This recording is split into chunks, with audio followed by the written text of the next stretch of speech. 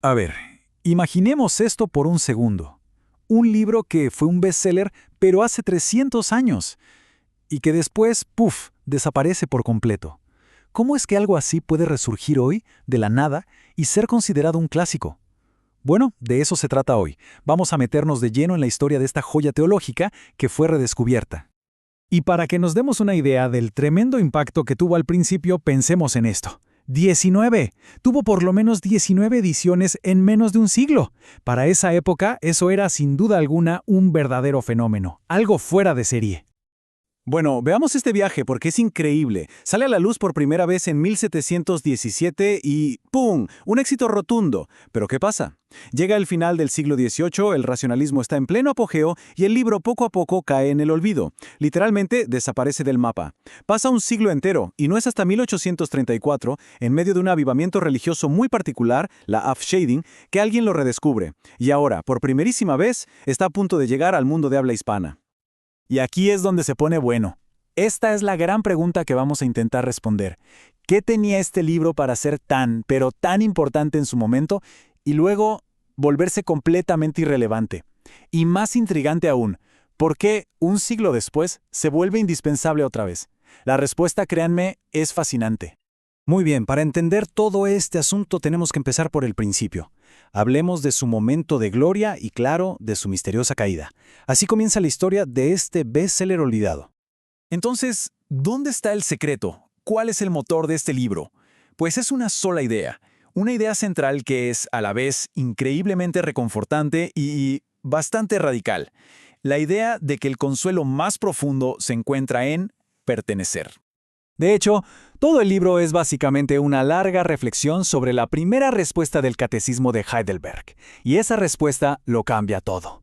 Dice que el único y verdadero consuelo, tanto en la vida como en la muerte, no está en ser independiente, sino en entender esta verdad, que no me pertenezco a mí mismo, sino que pertenezco en cuerpo y alma a mi fiel Salvador, Jesucristo.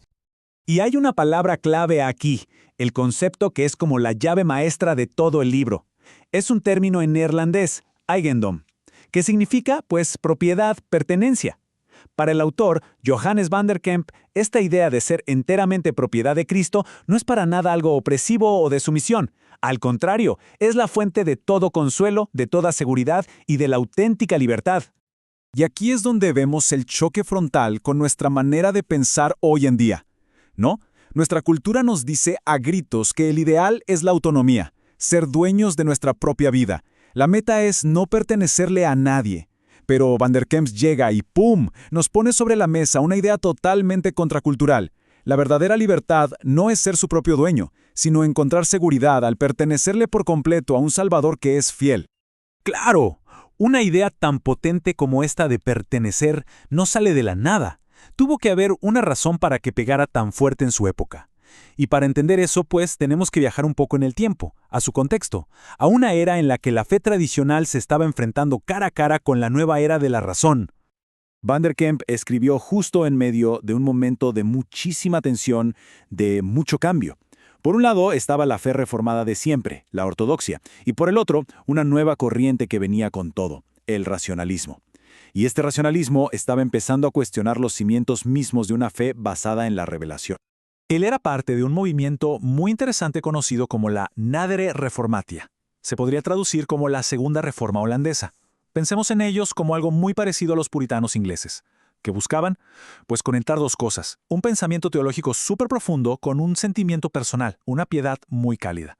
Su lema era que la fe no solo tiene que ser correcta en la cabeza, sino que se tiene que sentir y vivir en el corazón. Y en medio de todo este debate, su libro fue como una defensa apasionada de la fe de siempre. Porque, a ver, por un lado, tenías corrientes que reducían a Cristo a poco más que un buen maestro de moral. Por otro, tenías a los que ponían todo el peso de la salvación en la decisión humana. ¿Y qué hizo Van der Kemp? Justo lo contrario. Dijo, no, el verdadero consuelo, la verdadera seguridad, solo se encuentra en la gracia de Dios y en un Salvador que es 100% divino. Pero el libro no se queda solo en ideas abstractas, y esto es algo que lo hace genial.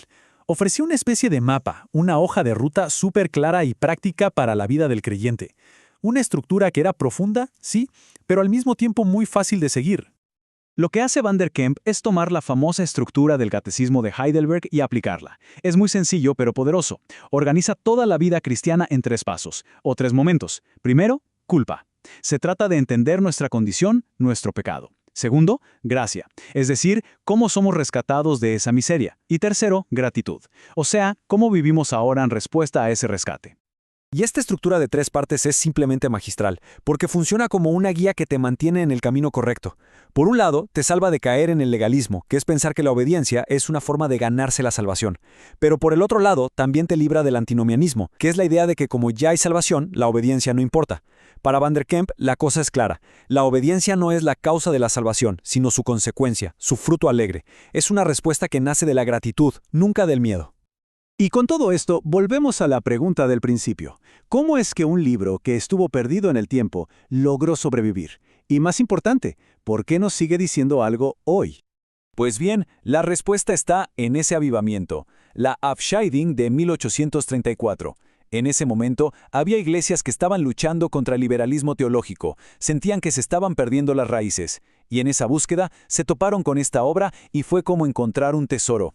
Tal como lo dice el teólogo Jan M. D. Deger en este libro, redescubrieron un alimento espiritual profundo y sólido, justo lo que necesitaban. Y por eso sigue siendo relevante, porque las ideas que ofrece son atemporales. Nos da un correctivo muy necesario hoy en día. ¿Por qué? Porque pone la ética en el lugar correcto, en la gracia, no en el esfuerzo personal. Porque equilibra perfectamente la doctrina con la devoción, la cabeza con el corazón. Porque en un mundo lleno de ansiedad ofrece una seguridad real basada en pertenecer a Cristo. Y quizás lo más importante, nos recuerda que la obediencia cristiana nace del amor, no del miedo. Y al final, la idea central del libro es también su mayor desafío para nosotros hoy. En un mundo que está obsesionado con ser dueño de sí mismo, con la autonomía a toda costa, nos deja con una pregunta que da para pensar, ¿no? Una pregunta casi paradójica.